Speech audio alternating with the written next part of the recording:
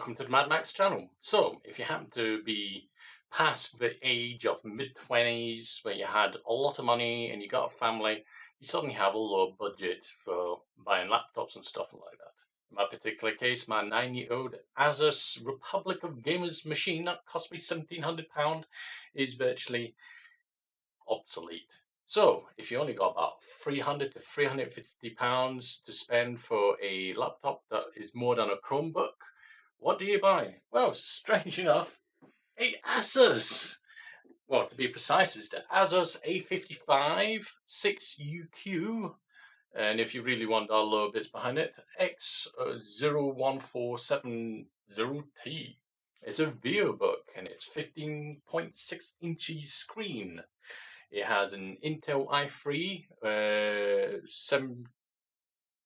72U processor, I believe, with the HD 620 Intel chip on it. It also has, and this is the main point why it's a good selling point, it has a NVIDIA 940MX graphics chip with 2 gigabytes with a dedicated memory. That as a whole combination sounds right. 4 gig of RAM could be better. The 1 terabyte mechanical hard drive definitely could also be better. That's 2 things I would definitely recommend swapping out. But I knew that already. Right, so obvious box, not particularly much there. There's some rubbish sides, nothing really on it besides the brand name. On this one here, blah de blah de blah. Serial numbers on the bottom of it. Caution, this thing has a lithium polymer battery and A556U as a series, because there's different variants of it. There's an i5 version and ones with 8 gig RAM, stuff like that. So let's open it up. In search of incredible. Well, you see, this is the thing. If you buy a machine that's only 350 quid, you know it's only going to last about 2-3 years. Before then it's pretty much rubbish. You buy a £1,700 laptop, 9 years later, it is completely and utterly, well, I say it's completely and utterly useless. It can only really run Windows 7, the old machine.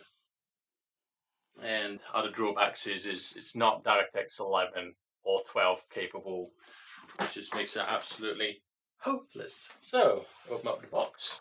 And you're greeted with this here laptop in its own bag, and then the power brick and cables. By the way, I will do the comparison between the Asus G71GX, which is this predecessor's laptop, which has a GTX 260 mobile. Yes, that just shows the age of it. GTX 260 mobile and the Q9000 Intel Quad 2 Duo. So, this bag. Typical UK plug and 3-pin, which is great. I originally thought that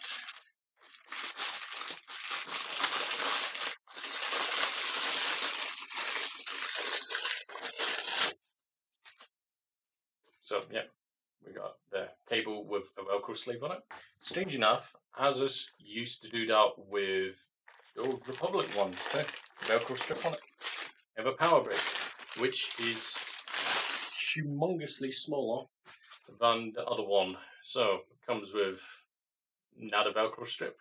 It's got a little retainer here to stop it from flapping around in the breeze. It's got the 3-hole. It's got plenty of cellophane stuff on it.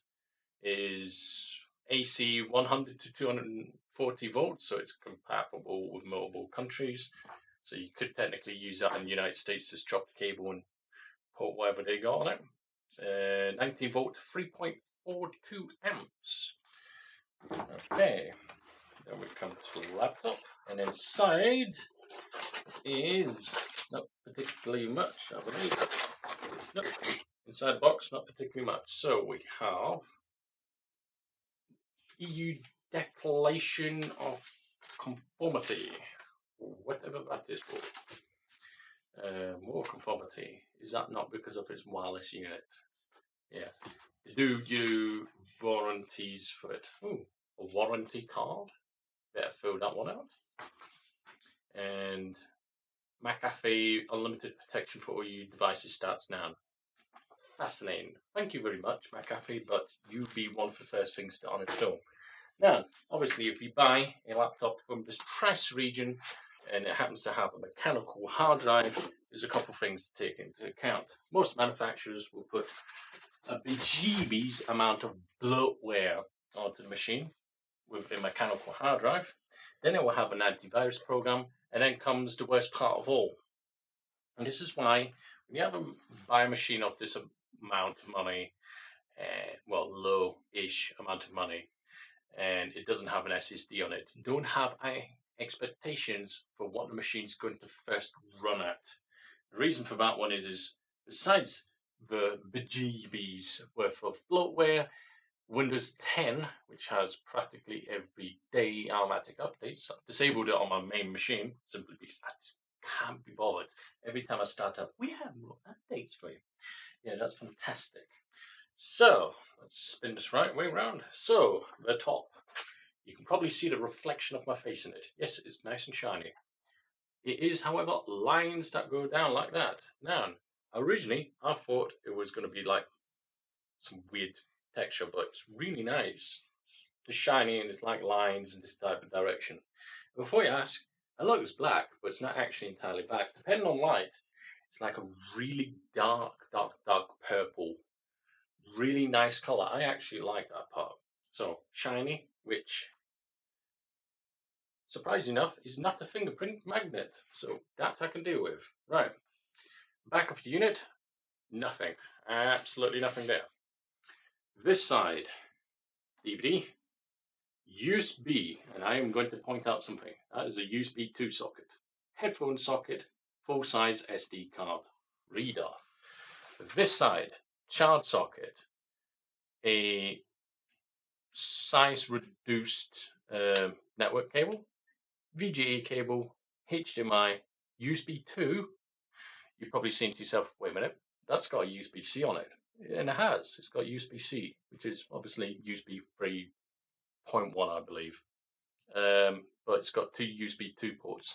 Not the end of the world. Quite frankly, I would have liked to have one of these being USB 3, but they're all USB 2s. Never mind. On the bottom, we have some slots. No, we don't.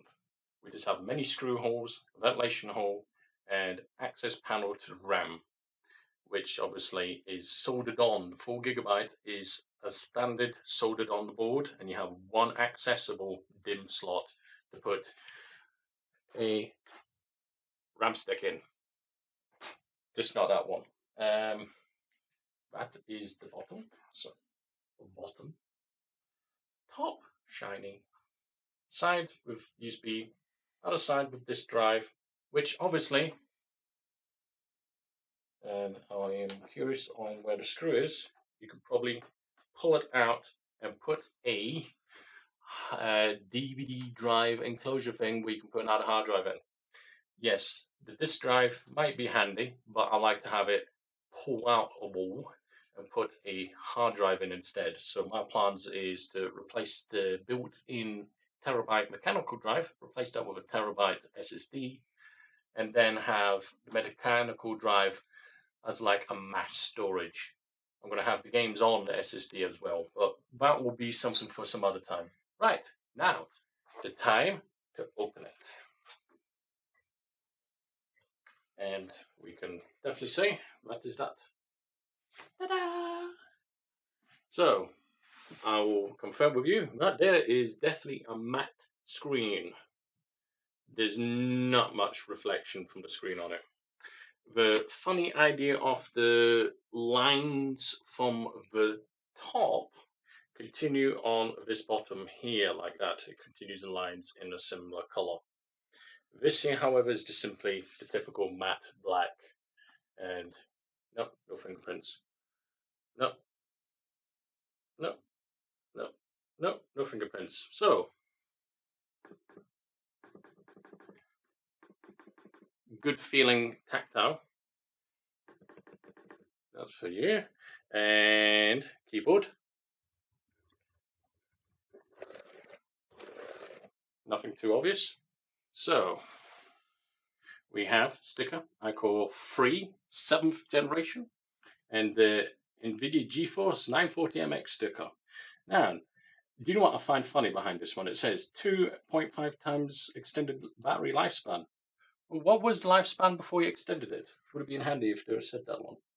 CPU Core i371U, not 72. Got that one slightly wrong at 2.4 gigahertz. DVD Super Multi, which isn't Blu-ray. Here, funny one for you. You know that Asus Republic of Gamers, which is 9 years old? They had a Blu-ray on it 9 years ago. This has only got DVD. I don't think it would have cost that much to, put a Blu-ray drive into it. Windows 10 Type C 3.1, so it is definitely 3.1. And Sonic Master, incredibly realistic sound. Talking about sound, you might notice there's no speaker ports on the top. No. Because the speaker's actually bottom firing in these two little vent tiers. So they're bottom firing speakers. Keys themselves, full size, with pad numbers here, and a single power button, which I shall press now.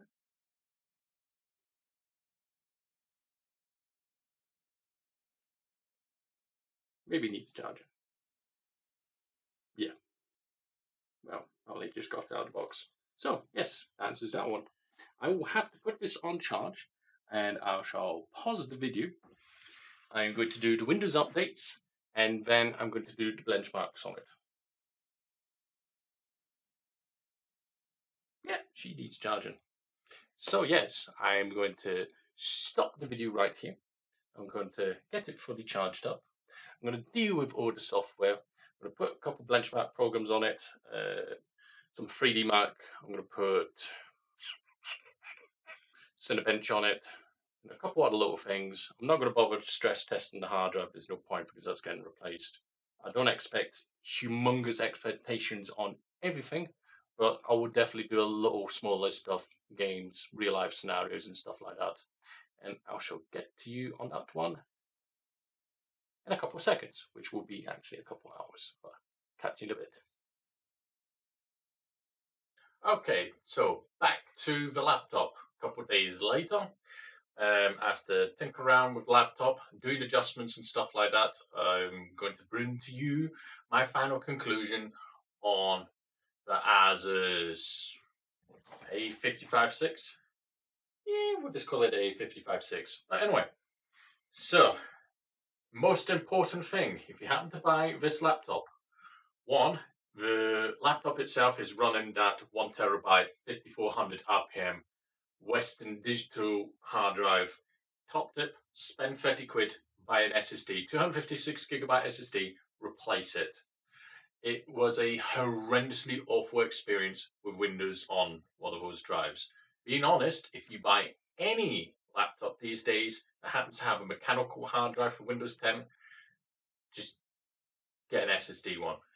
Make it your priority. If you need more storage, external, or in my particular case with this laptop, because disk drives are slowly but surely becoming obsolete. And what you can do is, while you got this laptop apart, and I'll put pictures, or I'll put a picture of the dismantled laptop out, and it's not particularly hard. You just take these bunch of surface screws here. You don't need to do anything particular. You take the panel for the RAM, or you open up that panel, there's a screw hidden there. For some reason, one of these feet have a screw underneath it. Not all of them, just one. One has a hidden screw. You open it up, undo the screw for the disk drive. None. Unless you really need a DVD drive in it, then obviously you have the other option. And that's what I have here. It might look like I still have the disk drive here, but I don't. And what I've done is the 1 terabyte hard drive that comes with it is perfectly fine for everything but running Windows, quite literally. Windows 10 is absolutely horrendous to run. And what I've done is, you might see I'm pulling out what looks like the disk drive, but what actually is the hard drive caddy. Put the terabyte hard drive in there as your mass storage. Run your games from it if it's not majorly big, high-powered games, but most games you can run off this machine quite simply. Now, I'm also going to have in the scores for the games. I'm just going to plug in a picture here, a picture there, and a picture there, just to make it quite simple. Can it run Far Cry 5? Yes, it can. Does it look like potato graphics? Sort of, most likely. Yeah, it does. Does it run Unity games? Now, that is an interesting one. It will run stuff like Rise of the Tomb Raider pretty fine, actually, and with 60 frames per second, too. Far Cry 5, it was around about 40 frames per second, but like I say, I'll have the pictures running while I'm talking right now, or in some kind of fashion. The processor itself on Cinebench R15, we're looking at about 250 points on the multi-scale. It's not the most powerful processor, but admittedly, in games, it is not the weakest link, strangely enough. Not really. I don't think it would really benefit more by having a more powerful processor than an i3. An i5, yeah, maybe with a better graphics, but the whole package itself is not designed as a heavy gaming machine. Display itself is acceptable. I mean, a lot of people have actually said that this screen here is a turd, but it's not really. Admittedly, there is one little thing that is annoying, and that's the resolution. But most games just whinge, and Windows 10 seems to whinge a lot as soon as you run in a game that's currently running lower resolution than this main original resolution. And screen brightness itself, perfectly fine. And I'm going to put on full brightness, and I'm just going to show you here. That there is bright enough. I could put it perfectly like that. It's perfectly fine. There's nothing really wrong with the screen on it. Like I say, when it comes to the hard drive, replace the original thing with an SSD. The machine itself you can get for about 280 quid on Amazon is worth it. £250 will only get you a Chromebook coming. Imagine this. You have a machine here that just needs an extra RAM stick put in and replace its default drive with an SSD. And this is a decent machine that can play Far Cry 5 on the go. Battery lifespan. Good question. Glad you asked. In practice, if you, well, this is why I'm doing this video after a couple of days, this segment anyway, is to test real life scenario. Now, real life scenarios, I don't even think I've charged up properly. I mean, it is saying at 94% that at current full brightness, it says 4 hours, 49 minutes at current situation. But this is it updating Steam and it's full brightness. So you're looking at 5 hours, depending on brightness level. In fact, we'll just test that actually. There's no point of cheapskating on video length. It's not updating that one. 6 hours, 58 minutes. So putting that down to quarter brightness, which, to point out, it is obviously darker, you can tell, but that will get you 6 hours of modest browsing, which is fine. Considering that the machine itself has got it's got the SSD, but it's also got a terabyte hard drive. So you've got plenty of space. If you think that games are running slow, just have them on the SSD and then have the other ones on the other one. In my case, I've split up my terabytes into multiple different partitions. Any particular obvious problems with it? Not really. The internal Wi-Fi card seems to be a bit meh, but it's perfectly fine. It's perfectly fine. Editing on it, yeah, the i3 does show a little bit of weakness, but not by much. Don't get me wrong, it's not going to keep up with a desktop Ryzen 7. It's what I would call acceptable on the go. Like I say, battery life is fine, and I shall link in some extra pictures of games. I'm not bothered too much about settings and stuff like that. This is going to waste my time, really, doing that. This video is going to be long enough as it is anyway. As a basic review of a above 200, you're looking at 280 quid, give or take. 280 or 350, depending on where and how you get it on Amazon, or was another one, Laptops Direct or something like that. There was an option of getting this machine. I mean, if you catch the i5 version, maybe. What about noise? The fan does spin up on heavy usage on certain games, but it's not hardcore. Oh God, what have I bought? A hairdryer? No, it's perfectly fine. It doesn't stand out too obvious. Like I say, it's a solid machine. I would say if you've got a limited budget, the same, you spend £280 for the second-hand one, spend £30, buy an SSD, upgrade it. If it happens to have only 4 gigs of RAM, you'd be happy to know it can happily run most things on 4 gig RAM. But in my particular case, I've only had one game that whinged about it, and that was Kerbal Space Program. Not all games will use it up. There was no frame rate differences with Far Cry 5, surprising enough. It will happily use up 2 gigabytes of VRAM, but it was perfectly fine with the normal system RAM, surprising enough. But yes, like I said, there will be pictures running while I'm talking, and I hope you enjoyed this video. Do like and subscribe, and thank you very much for watching. Cheerio.